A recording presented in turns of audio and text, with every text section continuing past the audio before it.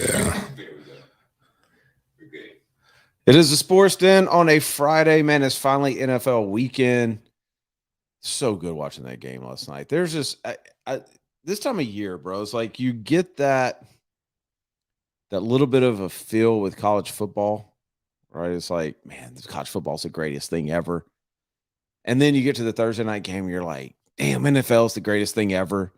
Like it just keeps getting better and better and better and better. And now it's going to get better because the Jags play this weekend as well. Finally, after all the talk, after all the hype, after all the offseason that really started last October, we're going to get a chance to see the Jags. So what you should do before you do anything, like you should today, you should go to ABC.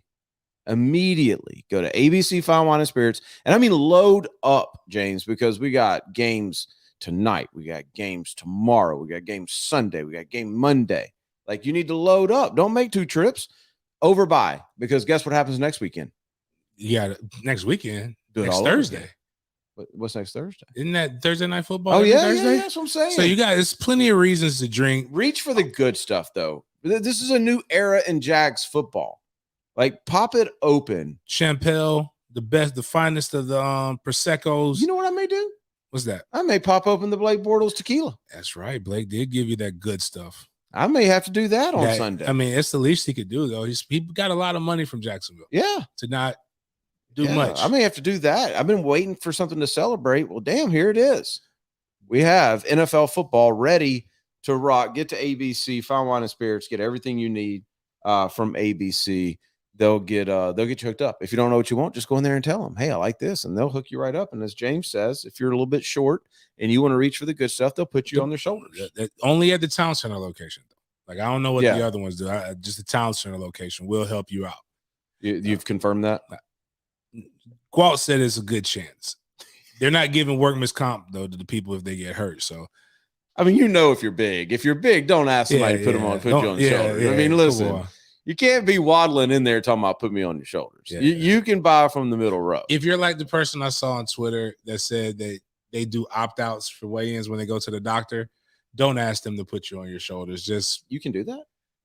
It's just what good is the doctor? America opting out of stuff. America has a problem, man. Like if you know you're fat if you got to do that, man. Like you're going to prevent the doctor from being able to do their job because you're insecure. Because you're insecure with your body. Like, just it's okay if you're proud of being fat. That's cool. Nothing wrong with that. But don't go out here and prevent people from doing their jobs because you're insecure. Fatness. There's ways we can get you to get smaller, so where you can feel like you can step on a scale, or as you said, flex your fat. I like that. That should be a shirt. Flex your fatness. Yeah, ain't nothing wrong with that. I mean, I do it. I'm doing it right now. One thing I have found is that people who are insecure. You're insecure for no reason. There is somebody for somebody everywhere. Like, trust me. If you're big and you don't believe in yourself, go watch My 600-Pound Life. And there's always a big fluffy woman that got a skinny man putting greasing her folds and putting baby powder and seasoning her. That's what it looks like. You know what's awesome? What's that? The Sports Den is back, people, because we just went completely random on you. So random. Somehow we got on opening weekend to your weight problem. Like, I love it. Absolutely love it. Jags start off in Houston this week. We'll start there, and then I've got some things I've got to speak about and to speak on about Georgia. We'll get to that in a little bit. We'll get to Florida, and we'll as well get to FSU and the weekend that they have. But starting with the big story here, and if you listen from somewhere else, just get over. We're in Jacksonville. It's our hometown team. We're going to talk about the Jags, the hottest team in the NFL right now because of everything that's happened. You've been talking about the Jags. If you're like Mr. New Orleans guy that wanted to just completely rip our city, you know what? The Jags have been talked about more than the Saints this offseason. So just stomach that a little bit. And our weather's beautiful down here for this Saints-Packers game. The Jags are going to go to Houston, and I'm not going to bury the lead. Let me tell you what's going to happen. What's that? Trevor's going to go for over 300. Nice. And I sincerely mean this. I think the Jags run away with this. Okay. I don't think this is close for any significant amount of time. So for our fantasy league, I'm not crazy for picking up the Jags defense in free agency? No, not at all. Okay. Not at all. I think I don't think it's because Jacksonville's so good. They're that bad. I think, man, Houston's having fire sales still the week of the game. Like they're getting rid of guys the week of the game. It's obvious what's going on there, but they're a year late. I mean, I don't know what you're tanking for in this year's draft. If you're going to tank, last year was the year to tank. Now you're just tanking to tank because they're not going to have a quarterback after this year. He's not going to be there. Their defense, which was elite at one point in the NFL, is now a shell of what it used to be. So I will say this: if the Jags don't run away, and in the NFL, run away means 11 points. If the Jags don't run away with this, then I got questions. I got serious questions about the talent level on the Jags. In thinking about this game, though, it hit me. I really hate that Travis Etienne's out. I was really looking forward to seeing what they were going to do with him. Do you have the same feeling towards this game, though? No, I do. Do you? It's just because they're that bad. Yeah. And it's kind of one of those things where you can't use logic. You never know what will happen, but it's not just from a player standpoint that they're bad. They got a head coach that nobody heard of and nobody wants. He is, whereas I believe the head coach of the Bucks that we saw last night, the Bucks doing their magic again. Yeah. I believe he's black. He's the same complexion as Bruce my Arians? uncle. Yeah, Bruce Arians is the same complexion as my Uncle Harry. So you're just going to start claiming people now? Yeah, well, but he literally could be related to my family. He looks like my Uncle Harry with the Kangos and everything else. My great Uncle Harry, and he's pretty old. Or he could be his kid at least. Okay. This coach for the Texans, I don't know what he is. He's Simpson colored. I have no idea. But it's a lot of questions I have with him. Now, I also have a lot of questions with everything else on their team. So when I look at how many questions that I have with the Texans, and no matter how many questions I have with the Jags, it seems that their questions outweigh more. And I'm coming in pumped. See the hat I'm rocking? I think the Jag MFTK. Yeah. I think Tyrod Taylor's not bad. However, every time I say that, I think about the fact that the Chargers literally punctured that man's lung so that they could start the rookie. Like maybe he's not as good as I think he is. He got benched in Buffalo for Nate Peterman. He got traded or just let go, actually. And they punctured this man's lung, James. Yeah, that's tough, man. Like, yeah, he must be difficult to deal with. Like, you could just tell me that I'm not good. You don't have to go with the other guy. You don't have to stab me in my lungs, though. I really mean I don't think he's a bad quarterback. I think he will give the Jags some problems, especially if the Jags don't wide contain him, because he does a really good job of what I call attacking the alley, of coming downhill once he gets out of the pocket and really putting pressure on that alley defender. Does he stay in his zone or does he come up and make a tackle? And if he comes up, he drops it right over him. Right. And he does a really good job of that. So the only way you can keep him from doing that is if you get contain and then you get a push from your front two or your inside two. Good thing for us, we have Taven. Oh, yeah. So we don't have to worry about that. He gets reverse push. If he gets too close, he literally runs the other way.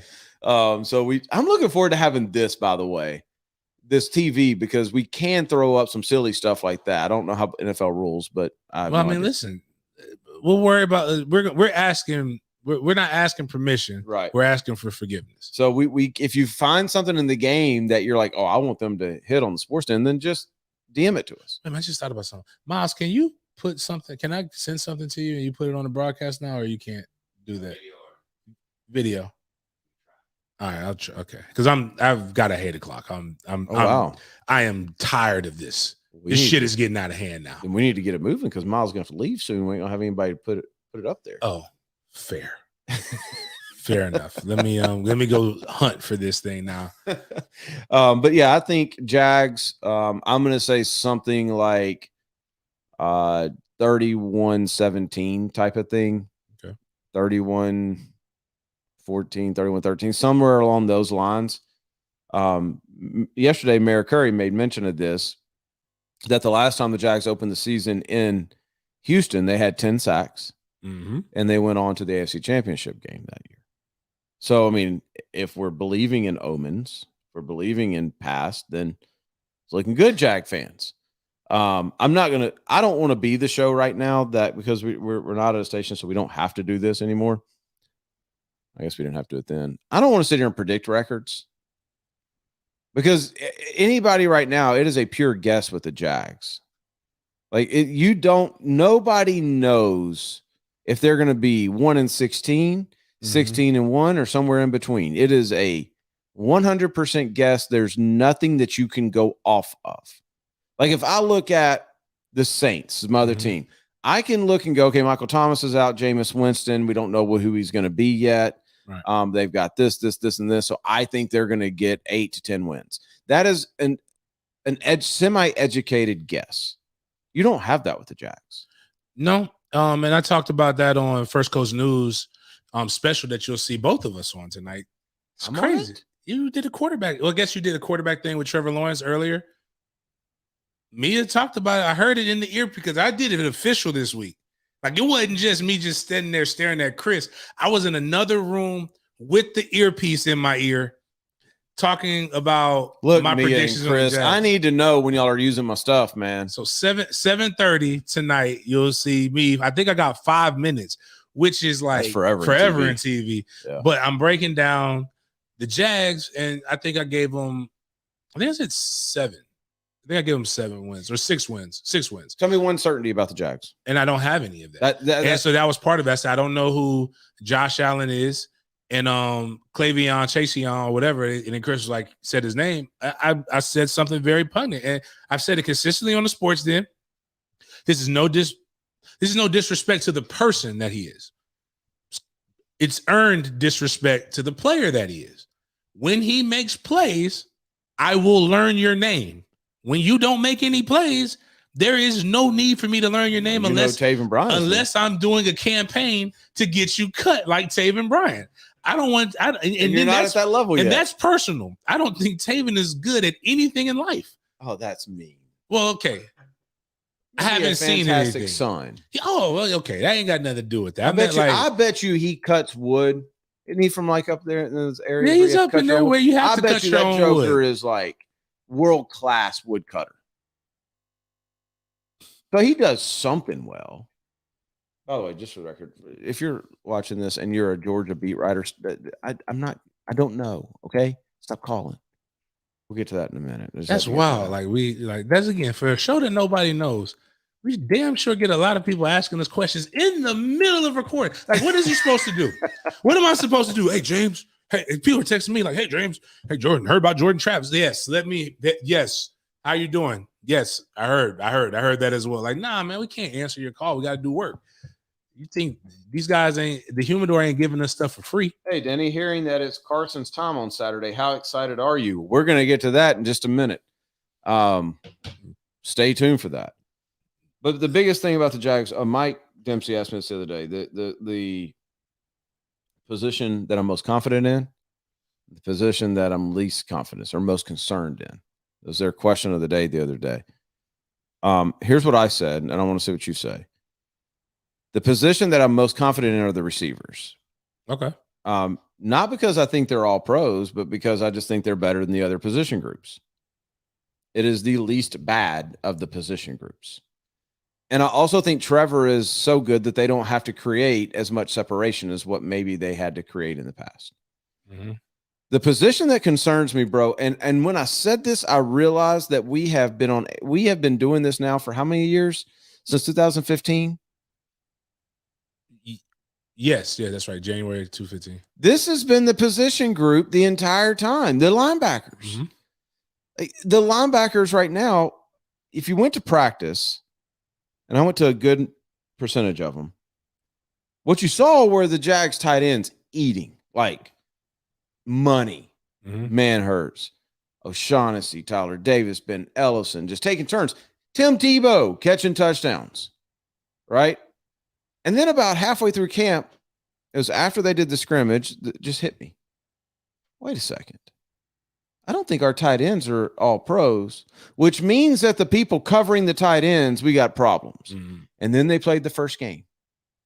And what matchup did they hit all the way down the field? Bam, bam, bam, bam, bam. Right on the linebackers, right? They haven't fixed it. They've done nothing to it. So unless they know something that we don't know, I think that the linebackers for the Jags are a liability. I'm not saying that Miles Jack isn't good. I think Miles Jack is one of the best players in the NFL. I'm not saying that Shaq Quarterman isn't going to be a good player. I'm not saying any of that. I'm saying they got rid of one of the guys they spent the most amount of money on. They traded him to Pittsburgh for like a box of envelopes, right? So I don't know what they're so confident about. But I guess we'll find out on Sunday. We will find out. What are your two position groups? Most confident, least confident? Most confident, still running back. I mean, you got a guy who rushed for over 1,000 yards coming back. Obviously, Travis Etienne would have made it even better, but as I said, I wasn't mad at the Travis Etienne pick. I just believe you could have probably got him with your next pick and possibly gotten something else to be able to bolster it. But if he makes the roster, who cares? Well, technically he hadn't made the roster. So like and it's no fault of his own. It's not because of his play, but it reminds me a lot of when we first started our show. We talked about who we thought the Jags should go get. It was a young man by the name of Amari Cooper at the time. Yep. And we drafted Dante Fowler. And at the time, the Jags were actually coming off of a season where they had a pretty decent pass rush the year before. That wasn't one of their weak spots. They were weak at the wide receiver position. Well, they went and drafted strength, and then boom, they got slapped in the face by getting an injury. And this kind of happened with us again, but still running back is still one of the positions of strength. The position that I'm actually truly concerned about, and I wasn't concerned until New Orleans when we had good versus good. I am concerned about the secondary. I am concerned about what they're going to do. They're not only young, they're inexperienced, not just inexperienced in playing, they're inexperienced in playing with each other. And when Jameis Winston, who does a really, really good job of throwing touchdowns as well as interceptions, in the first two drives goes and bombs the guy that we spent some of the most money this offseason on. Highly coveted DB. Don't get me wrong. I'm not mad that he's here. Anybody would have wanted him. But in our system, it didn't look like it was going that well. Now, that could be because we're not putting pressure on a quarterback, which is still a concern. But we've addressed that every year, trying to. But I think if you can't defend anybody for more than 3 seconds before a quarterback can throw the ball 50 yards, then you're in a bad situation. Yeah, the Jameis Winston throws, like the first one was bad ball skills. I don't think that was Campbell. The second one was just a freaking dime. Like you could not have an amazing catch. Mm-hmm. Like it had to be. It was where it had to be. I don't know that I've ever since, I'll take that back. I think the year after the Jags went to the AFC Championship, so 2018, I was really intrigued by what they were going to look like. I think it was the Giants, the first game. But outside of that, I can't think of another opener where I've been more interested. I don't have any grand illusions that they're going to be a playoff team this year. Mm. What I need out of the Jags is I need to look at this and go, next year they're going to be a playoff team. Right. Next year, they fill 2 or 3 holes. They're going to be the dudes. What we talked about is, again, meaningful games in November. You just want to see progress. Obviously, the players don't need to have the same mentality as the beat, as the media, as the fans. But realistically speaking, we want a team that believes they can go out and win every game. But we see 6 to 7, but we see games where we're not consistently getting our asses whooped for 3 quarters, and then the guys just basically get on the bus and we're just trying to run out the clock. Like, we got to see where there's improvement, where there's actually structured game plan, and there's a method to the madness. That's something that we haven't seen here in quite some time. And it kind of goes back to like what I do with my alma mater. People trolled us all week about saying, oh, you guys are happy with a loss. It's not being happy with a loss, and it's not a moral victory. It's just for the first time in years, we actually saw a football team. Something to be happy about. It's something to be happy about. So if they go out every week and it's nothing but, we should have, or we gave it a good value and effort, the old college try, then that gets old too. But damn, like if you come out as a Jack fan and you can see progress, then with as young as this team is, you'll be a fool to not be excited next year. So you got them winning too. So all right, so we're the same there. I want to move on a little bit here because there's a couple things that we need to get to. And by the way, a phenomenal weekend in the NFL. Just go look at all the games. I mean, it's just chock full of great games. I'm really excited about sitting down on Sunday at 1:00. I don't think I'm going to the Saints game because I want to watch all the Jags game. Are you going to the Saints game? No, I didn't get any tickets. So okay, so we're gonna do instant reaction show. Okay, so we'll have an instant reaction show to the Jags game immediately following. It won't be long because I will be ready to watch the Saints game. Big weekend of college football, not from a big game perspective, but especially locally, a lot of questions. Whole lot of questions. Let's start in Athens for a second. Okay.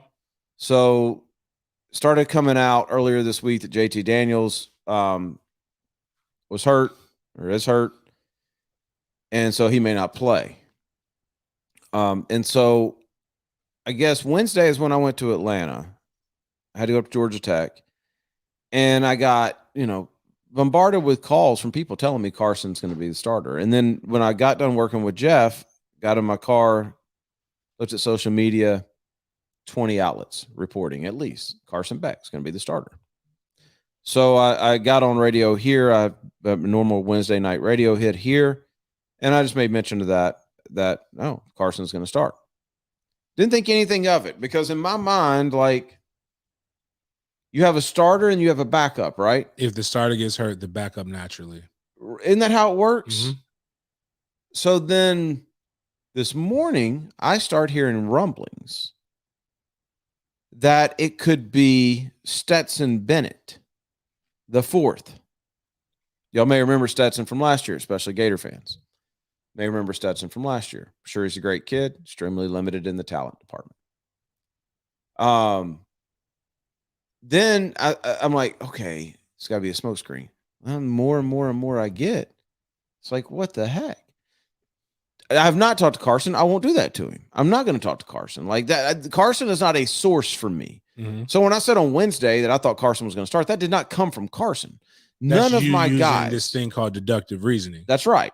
And I had talked to Carson. I'm not going to lie. I talked to him, but that's not where that came from. None of my guys are ever a source, by the way. Anything you hear me say did not come from my guys, ever. That's how you keep them your guys. That's right. That's right. And we both take kind of a similar approach to college coaches. We're told things by college coaches because of what we are outside of here that we do not include in the show. Right. I have not talked to a Georgia coach. I have not talked to Carson Beck today. I've talked to a handful of reporters up there. I've had a handful of texts. Let me just say this. If Georgia starts Stetson Bennett over Carson Beck, y'all are freaking idiots. And it just goes to show that Kirby's smart. I'm correct on Kirby. Kirby, if you're watching, I like you, but listen closely. You're the worst quarterback manager in the country. Period. Like, I mean, we don't even have to recap, James. Everybody knows the history at Georgia. Yeah, but we also saw actually, first and foremost, you got a young man who has a Heisman potential, played in a national championship that you let walk. That's the first thing. And then last year, the way it started. Right. Then you've got I don't remember Deshaun Mathis. DeJuan Mathis. Now that was the one who had the thing with his head. Yes. Okay. You started him. And then you started Stetson is the one who was a walk-on. Right. Left to go to a JUCO to come back. Right. And still look like a walk-on. Right. And then you finally settled on JT. Right. Like, and listen, Georgia fans, I like Kirby.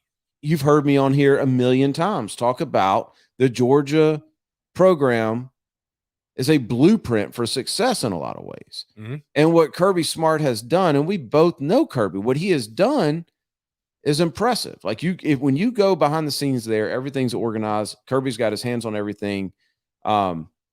Really talented people person, I'll say. Mm-hmm. And a great football coach. I just don't understand this. And here's what I'm hoping.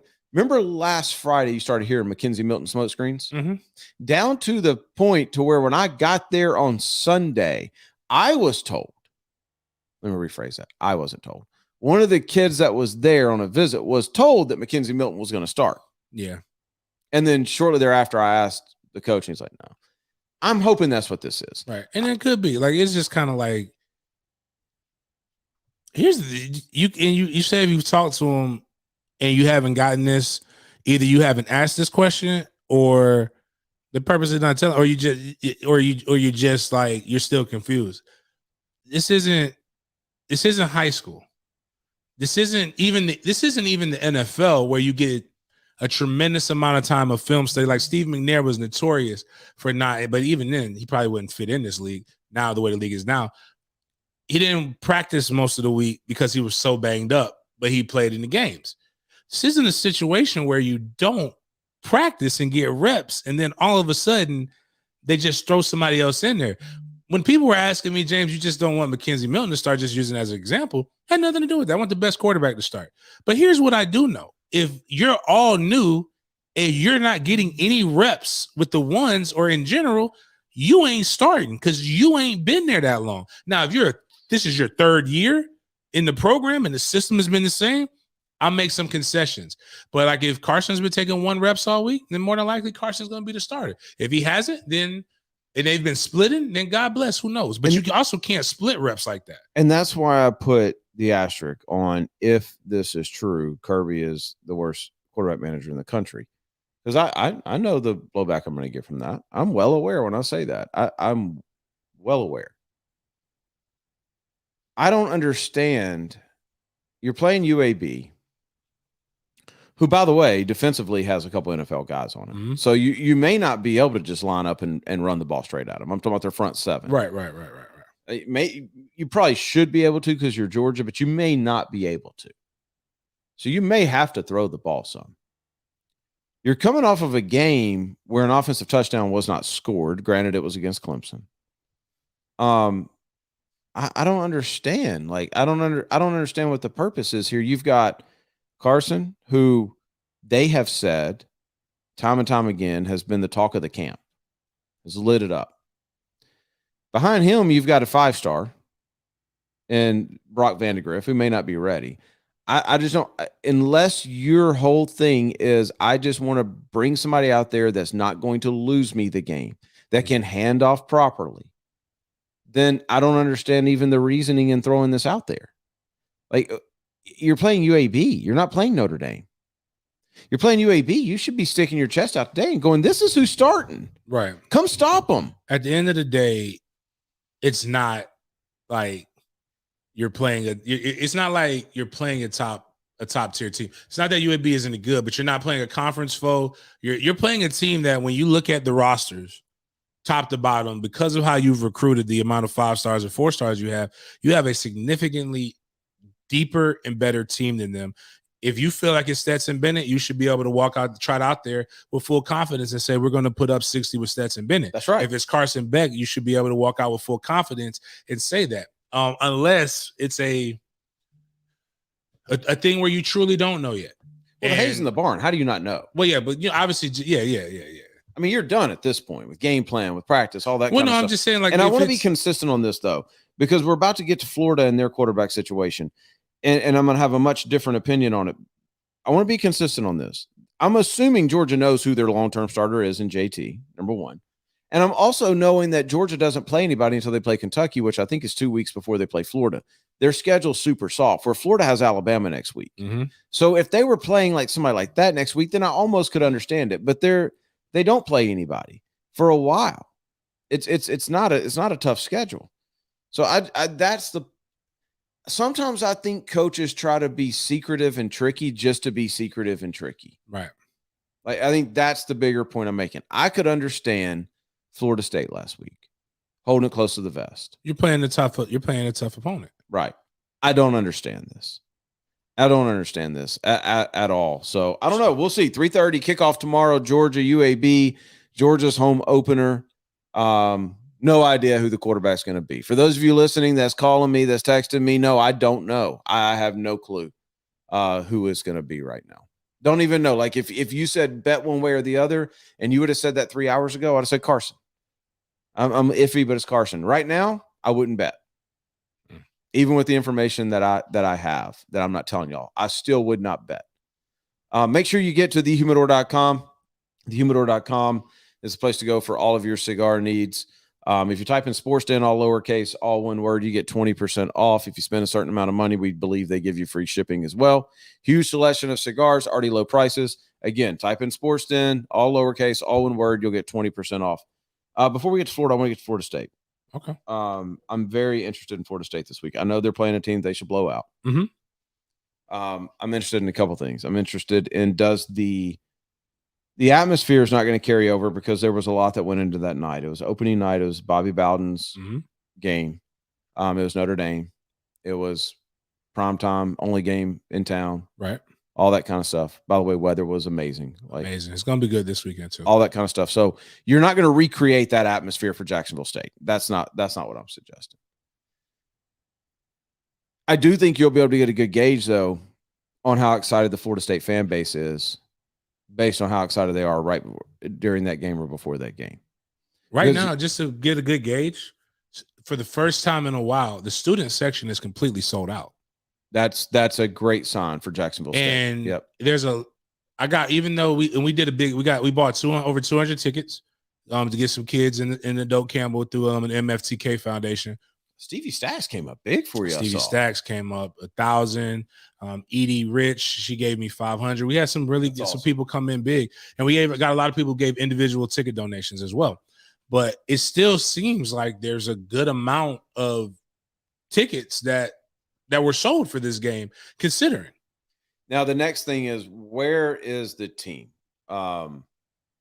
We talk about what's the word I'm looking for? The excitement, the fact that it wasn't a win, but you still saw progress and is a good Notre Dame team. Mm-hmm. They can't. I mean, there's a lot of things that Mike Norvell and staff could sell about that, but the one thing they can't sell is that they're happy with the loss. They cannot sell that in any way, shape, or form. It's hard, man. It's hard to come back as a team. You almost wish you were playing like North Carolina this week, or somebody like that, an ACC opponent or somebody like that, so that you could the kids could get back up for the game. I'm not saying they're not going to be. I'm just saying we've coached or played all levels of football. Mm-hmm. It's hard. Personal experience. My senior year, we played Miami Labor Day. On Labor Day. Mm-hmm. We won that game. We come back on that Saturday, and I believe it was like a noon kick, or it was an early kick, because the pictures that I have were bright. Forgive me. Mine was almost 15 years ago. We came out, and I believe we were only up it was like 7-3 or something, 10-3 or something crazy against Citadel, FCS school. Mm-hmm. Now, we ended up putting up 60 points, I believe, but we had a tremendous third quarter where it got out of hand real quick. But we were flat, because all of our training and everything that you had done led up to Notre Dame. And what has to happen with the NCAA, you play your game, right? You have to give the guys a day off.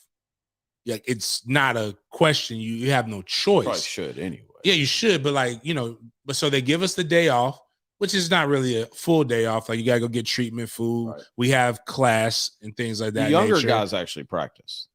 I don't even remember. Yeah. Yep. But the start, and then when you have Wednesday is your the only padded or practice with pass, because Thursday is your walkthrough, and Friday is the day before game. It's travel day. It's even worse when you have a Thursday night game.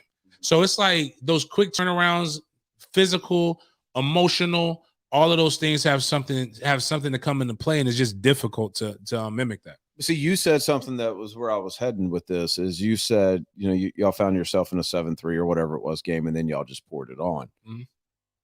I don't know that this Florida State team has that ability to pour it on like y'all had. I think if that happens, we'll see. Yeah. Because one of the things that was very unique about that game, and again, it's not a moral victory. It's a victory. It's just hold on. It is a moral victory. No, I want to, again, I hate to lose. But what I saw when they went down 18, it doesn't matter how you can have a championship team. You get up 3 scores on somebody, it's like, to Notre Dame's credit, a team coming off of the playoff with some really good players. It's bully ball at that point. You can put your thumb on them and press them, and you can throw 3 touchdowns, that could become 28. That could become a lot more points really, really quick.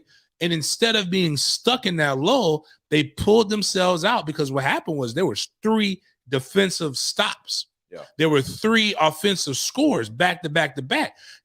If it is a 7-3 game, that would be the consistency that people will say, because that's going through something and getting yourself out of it. So I am interested, but that will be less, I would think, lesser of them, because UAB is a good program. UAB, I don't want to disrespect UAB. They're one of those group of 5 teams. You meant Jacksonville State or UAB? No, UAB is who Jacksonville State played. Oh, I got you. And UAB beat the brakes off of them. And to make fans stop talking about you, you got to start at least playing like the UABs of the world. Right. And not play down to just the Jacksonville States. But I'll give you a lull for a quarter, but you got to be able to separate. I mean this. I probably, in the past, I wouldn't have. I probably will watch a little bit of this game. In the past, there's no way I would have, because I'm going to find, if I don't have a rooting interest, I'm going to find the best game there is. I don't watch games to pull against people. I am going to watch this because I am interested in that. And I'm interested because one or two things are going to happen. Either one, what we just talked about, they're going to come out kind of flat, which would be understandable. And you're going to see kind of what they're made of in that scenario. Or 2, they're going to come out extremely confident from last Sunday. And they're going to come out with a different swagger. And they're going to come out, and it's not going to be the old Florida State. They don't have that talent. But it's going to be trending in that direction, right? And so that's the only 2 things. The side stories are the quarterback play. Like, what are they going to do with that? Have they said? No, but I think they're going to play both quarterbacks. Now, there's been some rumors that Jordan Travis is concussed, and I don't believe that, because if he was concussed, he wouldn't be practicing. There wouldn't have been any practicing. And from everything that I was told, he's practicing. When they pulled him out, and I didn't get this information, but one of the things, the vantage point in which I watch games is I watch them from the Champions Club, which is elevated and in the end zone. So when you're elevated and you're in the end zone, and I record, I'm getting like end zone copy. So there's the field, basically the field view, but from an elevated perspective. Then there's the side. You can get it from both sides. But when I watch film as a running back, everything I watched was from the end zone. So when I'm watching, so it's more comfortable. And the reason why, you can see the holes develop. You can see more things. You can see the side copy is probably more for a wide receiver. You can see the pre-snap Then there's alignment. the tight copy, which is the TV copy. So I'm watching it from there. And then just before when they got to play, but just before Mackenzie Milton came in, you saw Jordan Travis cramping up. He was stretching. So I'm thinking, like, all right, this is a great time here. And then Mackenzie was moving the ball. So there's no need to go pull a quarterback when you got one that's cramping up and he's moving the ball. So, but I do think in a game like this, if you're not in a position where you play 3 quarterbacks, then you're really not, like, that was just your guys playing up. And maybe that's other team playing down to your level. And when I say 3 quarterbacks, Jordan Travis and Mackenzie Milton get really good reps. And then you kind of see what a Chuba Purdy or a Tate Rodemaker is doing in the 4th quarter. Yeah. So because you're up comfortably 21, 28 points. I gotta tell you though, if Mackenzie Milton plays into the long-term plans at Florida State, long-term being this season, you got to play him this week. You got to play him a lot. Right. Well, here's the other part. If you go back, and I keep telling people, it's a phenomenal story, right? Really, really, really good story. Take the emotion out of it and just watch the film. And it's not bad, but it's not what you thought you were seeing during the game. No, you're right. But what I mean is, and this is why, watch him try to escape and tell me you see a healthy quarterback. Well, he's definitely not what he was. That's what I'm saying. He's not twitchy. But you got to be that with this offensive line. You like, even some of the things. All the reasons why they started Jordan. All the reasons why you and I have been pro Jordan for so long. I don't know what that was. That's what we're gonna get into, I guess, next. After Is we that talk you about walking Florida. up to the? You know, is that the video I tagged you in? That's what that was, and we can get there now. Forget it. We've done a lot of time. Green Acres. Is this your 8 o'clock? Yes. Okay, Green Acres. I love this because I mean I had no idea, one, that you like to visit the country like that, and two, that dogs knock you out. Green Acres brings you 8 o'clock.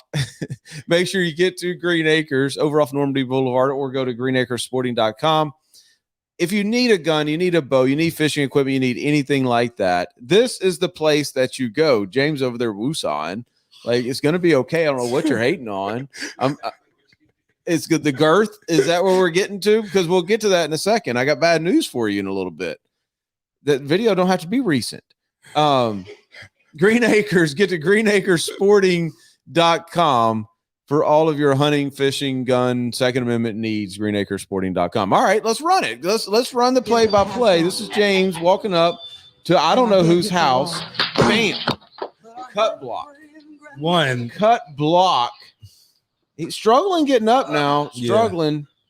Yeah. Let's see it again. I guess it's a ring cam, I'm assuming. You see the Debo shoe come off? Yeah. One, I want to let people know that is a textbook cut block. He didn't just go and put a little bit into the body. If you notice, watch the dog right here, catch him off guard, follows all the way through. So when a good cut block, you'll see a lineman, sometimes they'll roll into it. Right. You got to make sure you get both legs, not just one. Again, we'll see it right here. Right here, gets the boom, both legs get you up. So solid. Well, I have a question for you. Did you realize at this point right now that you may have been on camera? One, every black dude with dreads is not me. One, I'm darker. But this isn't you? That's not me. One, I'm darker than that. Two, I am tired of y'all. Everybody has tagged me in this video for the last 3 days. I'm sick of this shit. That is not one. When I take pictures every day, there are two things that I'm going to have on: some fly ass shoes or Debo slippers, not flip flops. I think I've worn flip flops like 3 or 4 times in my life. Like, where were you at?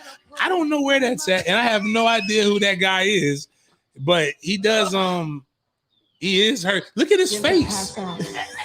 He doesn't even have a beard. It looks like it's just a clean face. You're looking at this the wrong way. You're looking at this completely the wrong way. This was. I mean, we can't pause it, can we? Can we pause it? I need you to pause it if we can. Maybe not. No. Okay. Okay, I'll tell you what. Pause it right now. Okay. Look at that, James. His shoulders are similar. My stomach is not that. Well, it has been. I was getting. There has been times when it has been. If you would have said 18 months ago, no, probably longer than that. Probably 2 or 3 years ago. That could be you. But to your credit, you don't look like that anymore. I don't know why you're getting offended. You should look at this as like, man, look how far I've come. Yeah, and I'm more athletic than that. I ain't doing. I don't know, man. I don't run it. I don't know. Look, he's up now. Oh well, no, you're right. Nah, he's down, man. He's down, bro. Like, nah, but like it's like last year there was some light-skinned dude with dreads crying. Like reading the book to his kid, and they're like that. I said, that's not even me. I'm not even emotional like that. I didn't cry when my kid was born. Like, what do you like? I mean, I'm not gonna cry reading a damn book. Like, then there was, some other person. Like, it's like every time there's a big black guy with dreads, like I get tagged, and we exist. We're not unique. It's not just one. Like, we are we are not a monolith. We are a diverse people. Like, and show us our propers, man. I guess why we got this here before we get into Florida. Can you show I think he put it up there already, but it's the sound from Doak Campbell. So if you're watching, this is from the Capitol, which is probably about 5 miles away from Doak Campbell Stadium. I don't know. Are people gonna be able to hear it? They can't hear it. I know we were hearing it when. Well, whatever. Hopefully that stinks then. If you can't hear it, but bottom line is you can go on my Twitter. Yeah, and that's Doak Campbell Stadium. That's about 5 miles. Let's say 3 to 5 miles away, and up. Like he's at the top of the Capitol filming this, and that's the sound that you can hear. Is it playing or is it paused? Is it playing? Okay. Yeah. Okay. Again, you could hear the cool war. view too, You can though. hear the war chant. It was a special night, man. Like every show I've been on this week, I've said that. Like the atmosphere was special. There was recruits talking about how that was one of their top 5, or some saying that's the best atmosphere that they've ever seen. So I just wanted to. That was something cool. Just wanted to kind of showcase that. Let's get to Florida here for a little bit because there's a couple of interesting things. We talked about earlier. How about on our college pick'em show, which if you didn't watch, go back and watch. Just before this, when we did a college football pick'em show. Yeah, that the door is going to give you fits. We talked about how bad USF is, and that's who Florida plays this week. Is that they play USF, but there's something bigger at hand here for Florida. I think is you got Alabama next week, and as a non-Florida fan, I want to get your take because I've been talking to Florida fans all week about this. How would you play the quarterback situation this week at USF if you're Dan Mullen? One, would there be a competition? Is there a competition? And how would you play it? No, because in situations like this, you have a spring and you have a fall camp. More really, you have a spring to determine who's going to be the one to get the most reps in your fall camp. But you still kind of leave the door open just in case. You have a plan for everybody, or you play it like Dan Mullen's been playing it the last few years. You have your starting quarterback, and then you have packages where you weave in your backup guy so that he can get reps so that when it's his time, he'll be ready. But against South Florida, the goal should be to get up to a comfortable lead and then be able to give your backup quarterback significant in-game experience. I would say almost a quarter and a half if you could. Because if if you are really where you believe you're a consistent perennial 10-win team, this should be a 2.5 quarter game based upon what we've seen with South Florida. I agree with that. But I don't necessarily know if I want you just call Kirby Smart the mismanagement of quarterback terrible. Mm-hmm. You eventually have to show that you're capable of being faithful to one guy.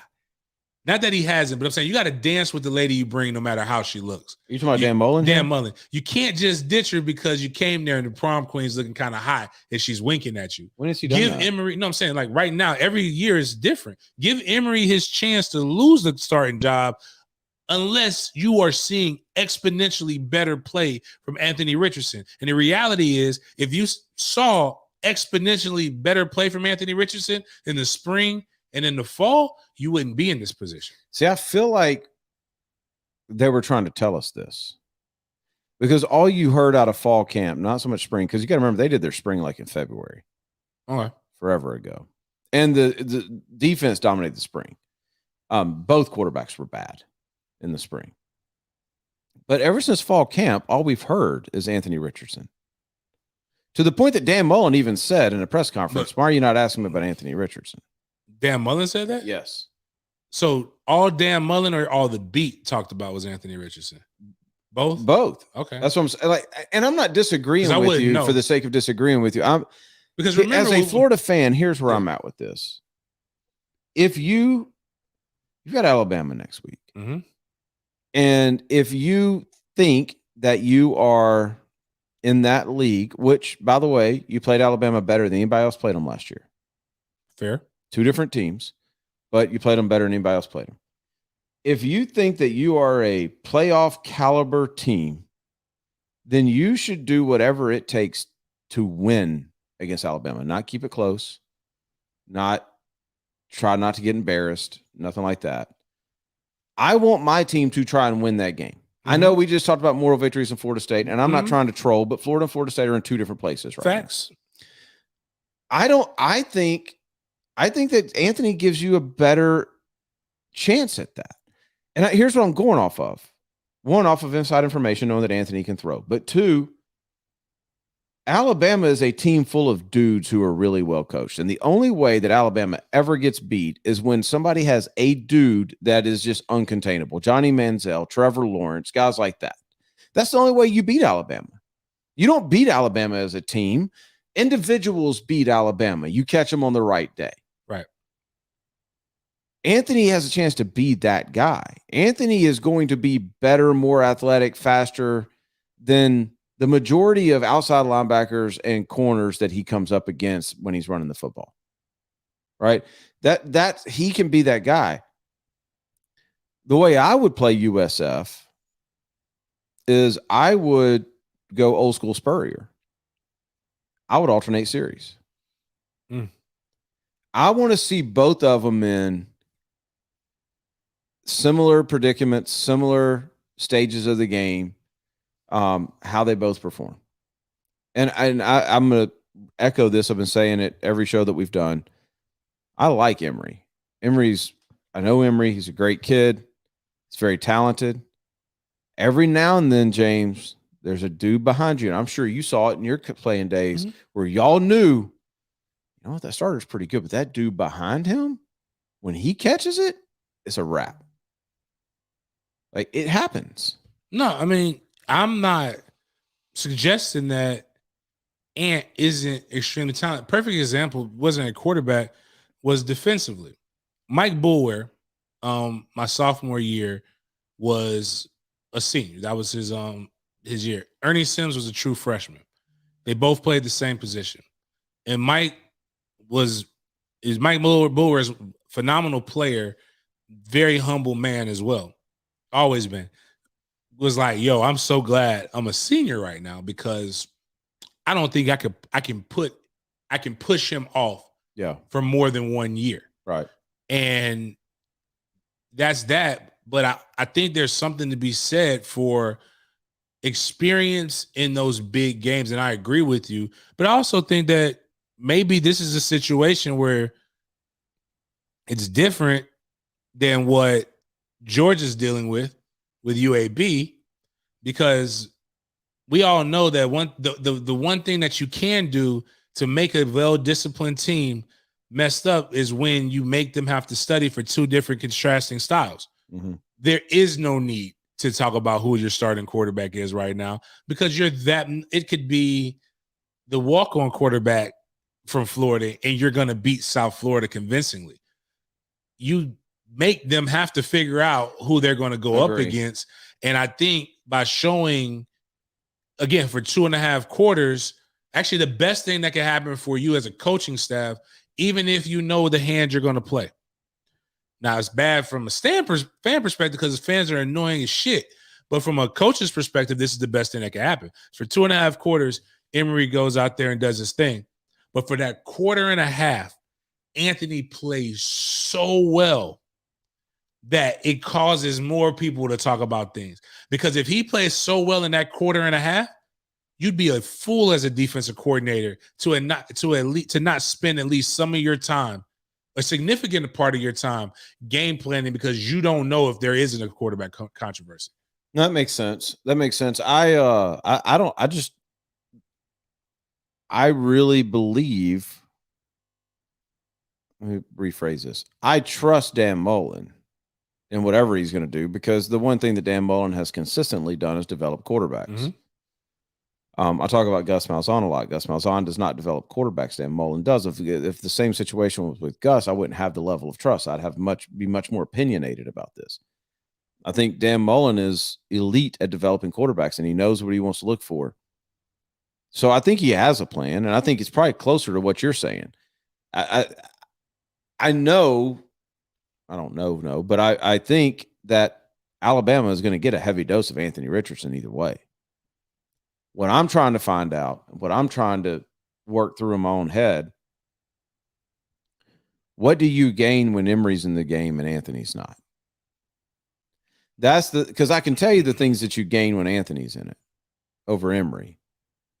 But I haven't seen enough of Emory to say, what do you gain when he's in the game? I'll give you an example. I made the comment this week. I was like, you got to have a guy, when you play a team against Alabama, the way you beat Alabama is those 15-yard gains turn into house calls. And you got to have a guy that when he, like what we saw with Anthony last week, when he catches the edge, nobody's catching him. Right.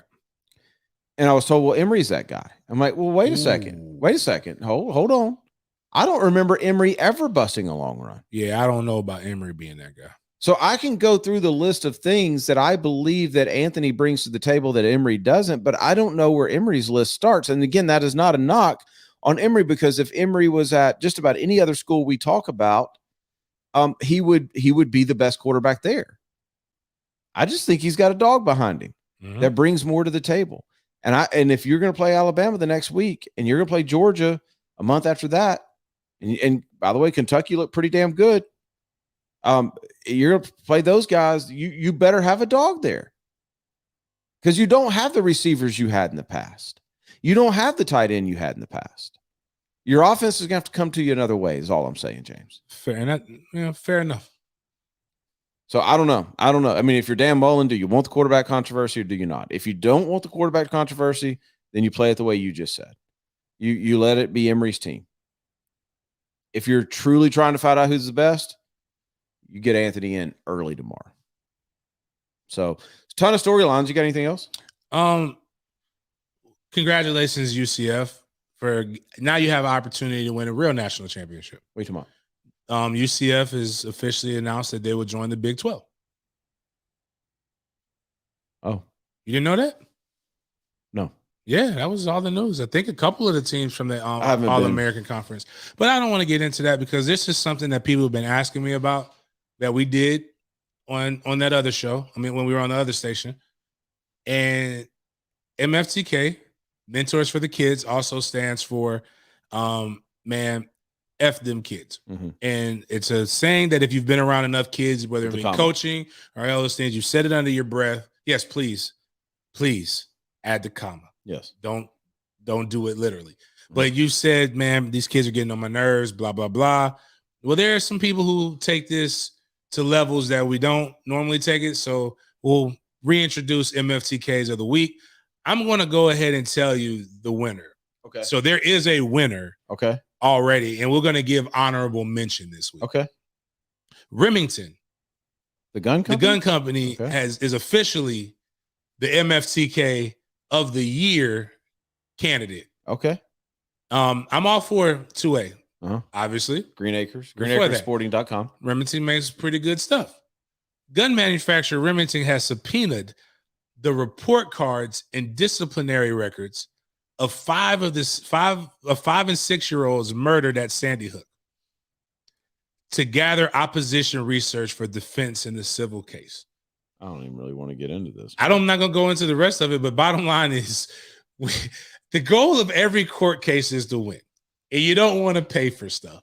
But no matter which side of the fence you sit on, there isn't anything that a 5 or 6-year-old probably did in that situation to deserve it. So they win that. Less controversial was that, like, China bans kids from playing online video games during the week. They've restricted it to 2 hours, I believe, on Sunday. Oh, China? I wouldn't test it. I would just, if they pass a law, you know what? Sometimes it's just better to just do what they ask. They just shut down the internet. They restrict everything. Like, well, I know they that, have to use. It's not video games. It's online video games. So, like, you can play on your PlayStation.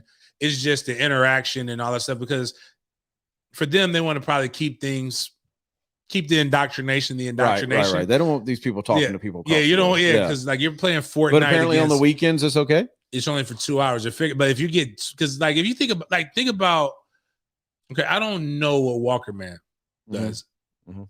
Trey loves his Madden. He likes his football games. We have a deal. If he plays well this weekend, we'll go get the new Madden. Loves Fortnite, Roblox. There's another online game. Like, it's the interaction and all these stuff like that these people are doing. When I first heard it, they said ban video games. It's online video games, which is a completely different thing.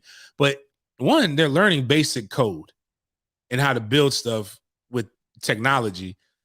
They're also getting there's some things that I've been hearing, some language that, you know, I got to correct because I know he didn't get it. I know I don't talk like that around him, maybe around my friends, but I don't talk like that around them. And I don't know what some of these people are saying. So I get it. You know, that's one of the things, the gist of it.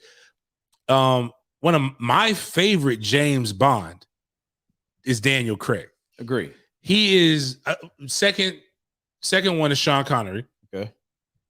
Pierce Brosnan is okay too. Really wish Idris Elba would have got it. Daniel Craig is my favorite because Daniel Craig is the most regular James Bond and rugged one that they've ever had. Like everyone, all the other ones, like I'm like, all right, he's entirely too handsome to be. Daniel Craig is like yoked, and he looks like, okay, he's a badass. I like him. Daniel Craig says his children won't receive a penny of his multi-million-dollar fortune. They got to get it out the mud on their own. I ain't mad at it. And bravo. I mean, that's not how I choose to. I'm not going to do it when people say that. Your kids are probably spoiled. You've probably seen something and that you're going in there. But that's the epitome of MFTK. Again, when I always tell people, you get mad at me for saying it, 90% of y'all live it. Like y'all legitimately, well, not 90% is high, but y'all legitimately go out there every decision that you make and say it without saying it. And lastly, because I don't want to read this last one, even though it sounds funny, because I'll read this one and end with a lighter note. Man robbed young children of a go-kart at gunpoint. And the only reason it's funny, the lady was watching her 4, 6, and 9-year-old grandkids play with the go-kart. The guy comes, takes the go-kart from the 9-year-old. She calls the police, and he leads the police on a chase on the go-kart. And on the go-kart, crashes into a tree, and then gets out and runs, and then the police arrest him. We need video of this. No reason. They haven't said why he decided to rob them kids at go-kart, but I can only imagine that it's a Hunter Biden type story. Yeah, we need video of this. And lastly, in MFCK reconciliation. Okay. Peyton Manning had one of the greatest Saturday Night Live skits of all time, with him doing things that because of MFTK. Most of you people don't like your kids. You drop them off at these football camps or practices, and you treat it like daycare because it's cheaper than daycare. Well, they did a skit with "Don't Let Your Kids Be Babysitted" by Peyton Manning, and he's literally going out there running NFL plays, throwing the ball as hard as he can. And there was one that was epic, and it reminded me, my old business partner Lonnie March did this too when he was playing with some kids. The kid was running to the bathroom, and he throws the ball, and it hits the kid in the back of the head. Peyton Manning gave a wedding toast to the kid that he hit in the back of the head. So that's really those are cool. Rain Man will have those links up there for you guys to be able to read more into it, and you can vote on the honorable mentions of MFTK. But we already have an MFTK winner of the week. Speaking of kids, real quick, and we'll end it. I-9 opening week. I-9 opening week. Yep. Should we do an I-9 opening, or should we do an I-9 segment in the show now that we have this, where we capture a couple of films? What I'm suggesting, because my preacher is our coach. Okay.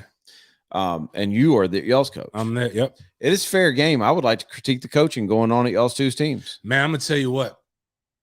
It's a lot of coaching going on over here, man. I'm having to reach deep in my bag. So let's get some film. We're in an older league.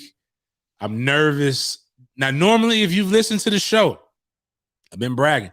We still have our studs, but the problem is that I don't know how they compare to the other kids because they're there's a big step between third and fourth graders, man. And I don't know how close we are. But we'll find out. I think we get some film from it. Oh, we'll have film. Miles films every play.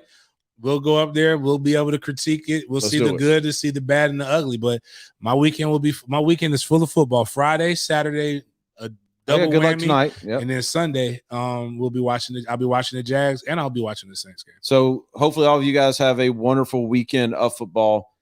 Everybody's team is playing this weekend. Should be fun. Jags playing. You will get us immediately following the Jags Texans game for the instant reaction show with the SportsDen right here. Make sure you share. Make sure you tell your folks. And please, if you haven't, go subscribe to the YouTube page, the SportsDen's YouTube page. Please go subscribe to that. We would appreciate that. 8. So it hasn't gone anywhere in the last week. It's gone like 20 in the last week. Yeah. It's nowhere near as big. Okay, so we need 102 of you by Sunday. Yeah, that'd be dope. That would be amazing. So please go tell your friends. If you're drinking with them, grab their phone. Go to their YouTube page. Subscribe. They won't even know. Tell your spouse. Go subscribe to the YouTube channel. They all count. We appreciate it. You guys have a wonderful weekend full of football. We'll be back on Sunday with the Instant Reaction Show.